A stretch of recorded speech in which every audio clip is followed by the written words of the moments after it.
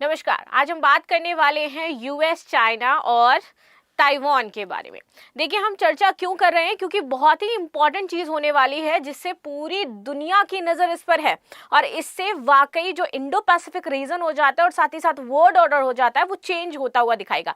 खबर क्या है भैया, क्योंकि हाल ही में ट्रंप जो है वो शी जिनपिंग से एक समिट में मिलने वाले हैं बीजिंग में, और इसकी वजह से हमारा जो ताइवान है वो बेचारा बहुत ही ज्यादा टेंशन में है। वैसे ताइवान ने ये कहा भी है that Taiwan confident in US ties but hopes for no surprise Trump's China summit. तो इसी वीक वो चाइना जाने वाले हैं, समिट अटेंड करने वाले, और ऐसा हो ही नहीं सकता है कि भैया दोनों के बीच में ताइवान मुद्दे पर बातचीत ना हो, और इसीलिए ताइवान टेंशन में है क्योंकि दोनों की आपस में बनती नहीं है। और आप सभी जानते हो कि इन्होंने रशिया के साथ मिलकर के यहाँ पर प्लान भी कर रखा है कि भैया हमला वगैरह करेंगे। अब सबसे महत्वपूर्ण ये हो जाती है कि इंडिया इसमें किस करवट बैठने वाला है, क्योंकि इंडिया के लिए बहुत बड़ा चैलेंज हो सकता है और एक अपॉर्चुनिटी भी हो सकती है, क्योंकि हम जानते हैं कि इंडिया और ताइवान के संबंध भी बेहतर हो जाते हैं और यूएस के साथ भी हम बैलेंस करने का ट्राई करते रहते हैं। तो अब इंडिया इसमें क्या स्टेप लेगा, तो चलिए इसी के बारे में थोड़ा सा डिटेल में समझ लेते हैं।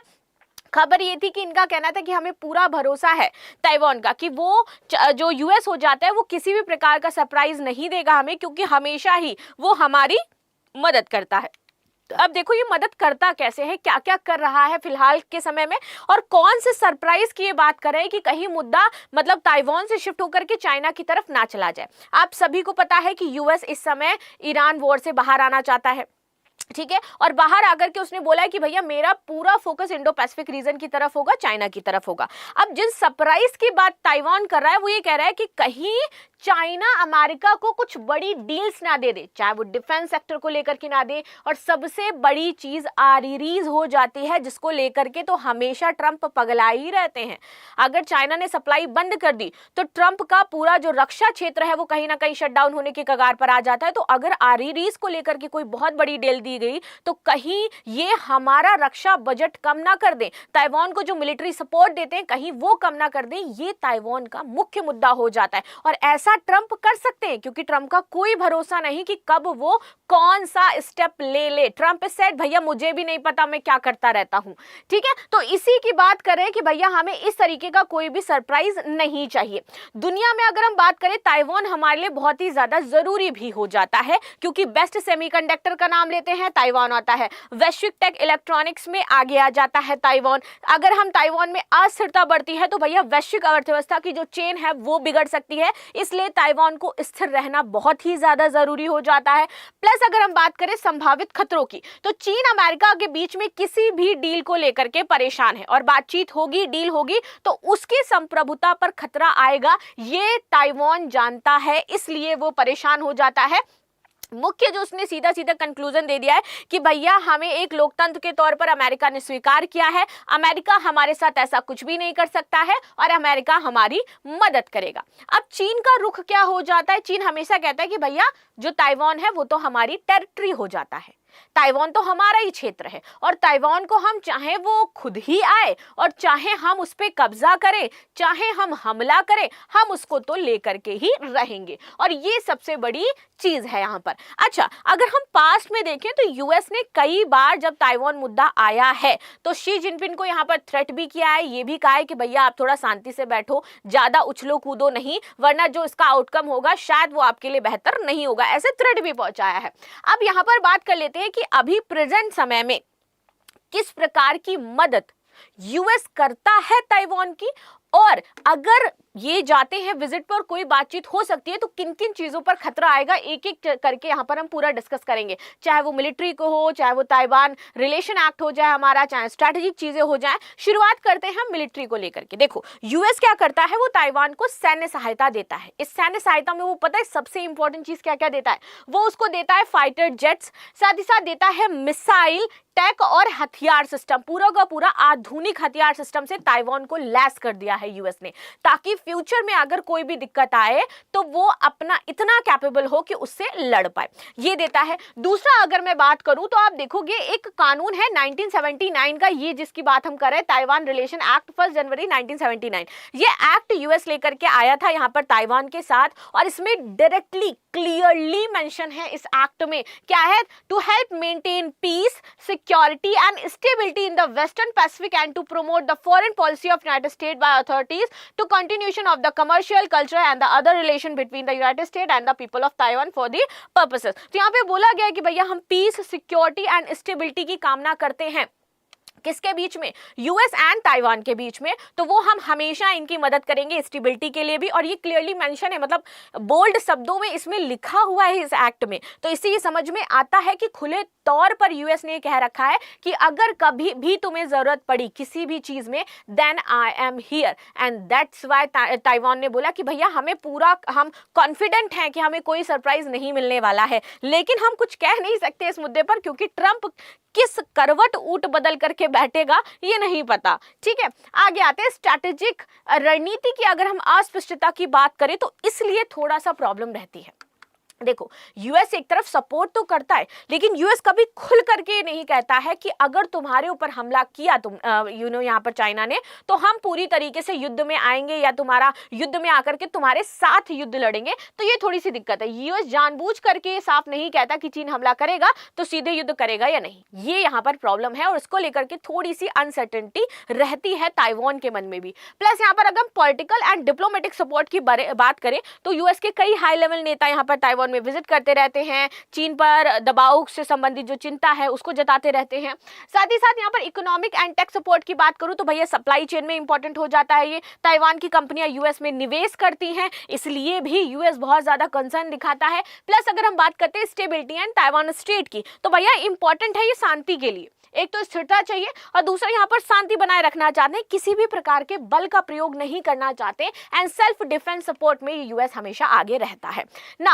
और यूएस क्या करता है, तो नॉन ऑफिशियल रिलेशन तो इनके बना के रखे हैं, लेकिन आधिकारिक राजनयिक संबंध की अगर हम बात करें तो भैया नहीं हो जाते हैं, ये बात तो है, क्योंकि ये वन चाइना पॉलिसी को भी फॉलो करते हैं। प्लस ये ह्यूमैनिटेरियन एंड डिप्लोमेसी सपोर्ट की बात करते हैं तो हाँ, मानवाधिकार और लोकतंत्र पर ये समर्थन लगातार देते रहते हैं, और नॉन ऑफिशियल डिफेंस की ये बातचीत करते हैं। अब आ जाते हैं, ये तो वो थी जो सारी चीजें यूएस कर रहा था ताइवान के लिए, जो यूएस करता आया है अभी तक। लेकिन मुद्दा ये हो जाता है कि प्रॉब्लम क्या है, क्यों चाइना और ताइवान के बीच में टेंशन का माहौल है और किस चीज को लेकर के यहाँ पर समस्या है। तो हमने एंशिएंट हिस्ट्री की बातचीत यहाँ पर करी है। हिस्ट्री में हमें पता है कि भैया दो पार्टी थी, ठीक है, दोनों पार्टी अपना अपना एक तरीके से आधिपत्य जमाना चाहती थी। एक पार्टी वहां से निकल जाती है और जाकर के इधर ताइवान रीजन में बस जाती है। तो उनका कहना था कि भैया थे तो पहले दोनों ताइवान में ही, और यहाँ पर पूरी हिस्ट्री वो जो राजा महाराजाओं से लेकर के आ जाती वहां से शुरू होगी, जो आप जानते भी होंगे थोड़ी बहुत यहाँ पर ताइवान की हिस्ट्री। ठीक है, उसके बावजूद तब से चाइना ये कहने लगा था ये हमारे ही लोग हैं, हमारा ही पार्ट हो जाता है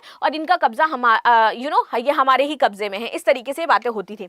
तो अब ये जो आपको डॉटेड लाइन दिख रही होगी ना, ये चाइना क्लेम करता है कि ये जो पूरा रीजन है ये हमारा हो जाता है, और ताइवान कहता है कि भैया ठीक है जो भी हो, लेकिन ये वाला क्षेत्र हमारा है, उसमें आपका किसी भी प्रकार से कोई भी इंटरफेरेंस नहीं है। प्लस चाइना जो है इसको घेरने के लिए तीन तरफ से यहाँ पर उसने अपने मिलिट्री जो बेसेस एक तरीके से हैं वो बना रखे हैं कि हम कभी भी आपके ऊपर हमला कर सकते हैं, यानी कि डराने के लिए। प्लस इधर आओ, अब थोड़ा सा और आपको समझ में आएगा, ये हो जाता है हमारा पूर्वी चीनी सागर, यहाँ पर ताइवान जलडमरू मध्य भी हो जाता है।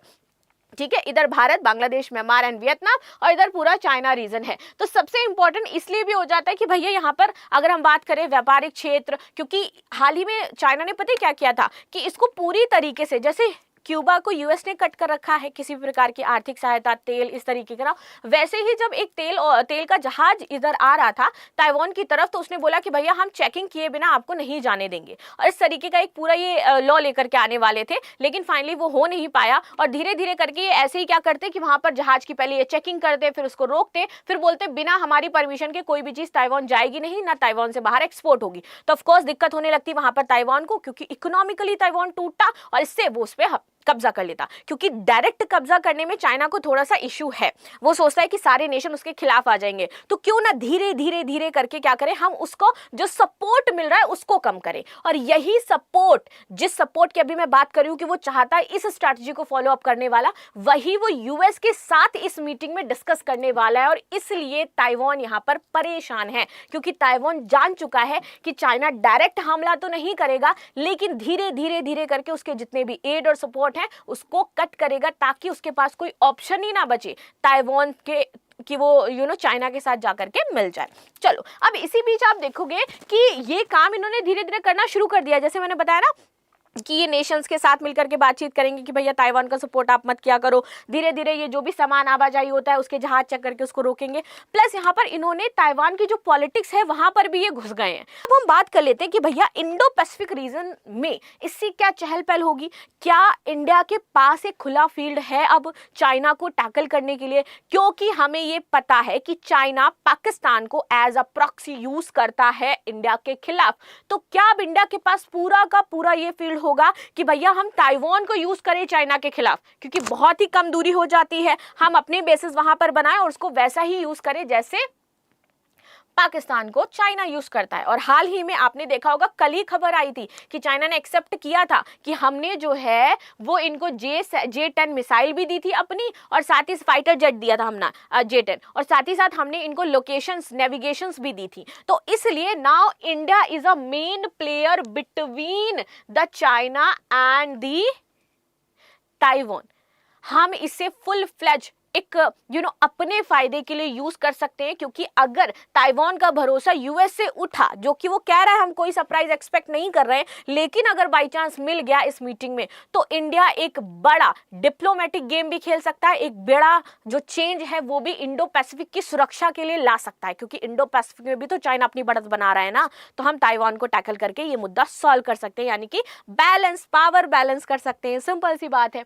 अभी देखो, भारत और ताइवान 2026 के बीच में हमारी जो भी पार्टनरशिप्स चल रही हैं ताइवान के साथ, हमने यहाँ पर आपका आर्थिक और व्यापारिक संबंध बनाए हैं। गुजरात में 12 इंच वेफर फैब्रिकेशन सुविधा यहाँ पर ताइवान के थ्रू उपलब्ध करवाई गई है। भारत प्रशांत क्षेत्र में शांति और स्थिरता चाहता है, इसलिए रणनीतिक और सुरक्षा सहयोग हम लाई करके आएंगे। श्रम और शैक्षिक आदान प्रदान भी हम कर रहे हैं, जिसमें हम मिजोरम आदि की जो चीजें हैं वो भी शामिल हो जाती है। तो ताइवान के साथ अभी हम हर वो जो एक प्रयास हो सकता है शांति वाला, सुरक्षा वाला, और हमने सेमीकंडक्टर को लेकर के डील भी ताइवान के साथ साइन कर रखी है। ठीक है, ऑल्दो हम वन चाइना पॉलिसी मानते हैं, लेकिन इंडिया कहता है कि जब आप पीओके को हमारा पार्ट नहीं मानते, यानी कि आप वन इंडिया पॉलिसी नहीं मानते, आप पाकिस्तान का सपोर्ट करते हो, तो वैसे ही हम आपकी वन चाइना पॉलिसी मानते हैं और हम ताइवान का सपोर्ट करते हैं। And that's why this is very very important कि ये हमारे लिए बड़ा रोल अदा करेगा। अब थोड़ा सा हम देख लेते हैं कि क्यों इंडिया को और भी ज्यादा थोड़ा सा ताइवान की तरफ झुकाव रखना चाहिए और ताइवान का समर्थन करना चाहिए, क्योंकि इन दोनों ने ही मिलकर के भारत के कई क्षेत्रों पर कब्जा भी जमा रखा है स्टार्टिंग से। पाकिस्तान ने कुछ इतने वर्ग किलोमीटर पर और चाइना ने कुछ इतने वर्ग किलोमीटर पर। इसमें भी चाइना रुकता नहीं है। चाइना अरुणाचल प्रदेश को भी अपना पार्ट कहता रहता है और ये भी कहता रहता है कि भैया लद्दाख के पास का जो रीजन है वो भी हमारा हो जाता है। तो इसलिए ये सारी समस्याओं, आतंकवाद, इस तरीके से सिनेरियो से बचने के लिए हम क्या करें भैया, एक लीड रोल में आए। इंडिया को एक लीड रोल में आना ही पड़ेगा, इंडो पैसिफिक रीजन की चाहे बात हो जाए, चाहे यहाँ पर अपने क्षेत्र की संप्रभुता की बात हो जाए, क्योंकि ये एक ताइवान जो है ना वो चाइना के लिए एक साख का विषय है।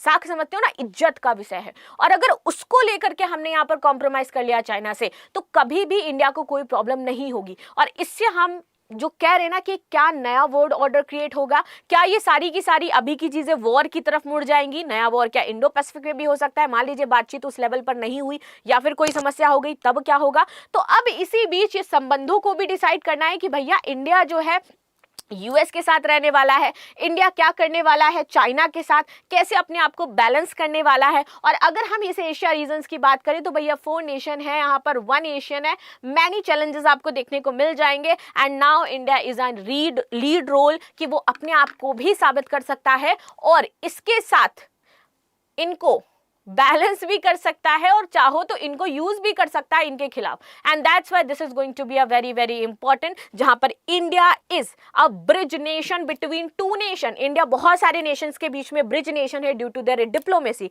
कि हम किसी के साथ अपने संबंधों को नहीं खराब करते हैं, सबके साथ बातचीत करने का ट्राई करते हैं। और ब्रिज नेशन एक लीडिंग नेशन बन सकता है जिसमें कोई बड़ी बात नहीं है। तो इस पर आप सभी की क्या राय है जरूर बताइएगा। मिलते हैं नेक्स्ट क्लास में, तब तक के लिए धन्यवाद। लाइक शेयर सब्सक्राइब करना बिल्कुल भी ना भूले and thank you so much for joining this session.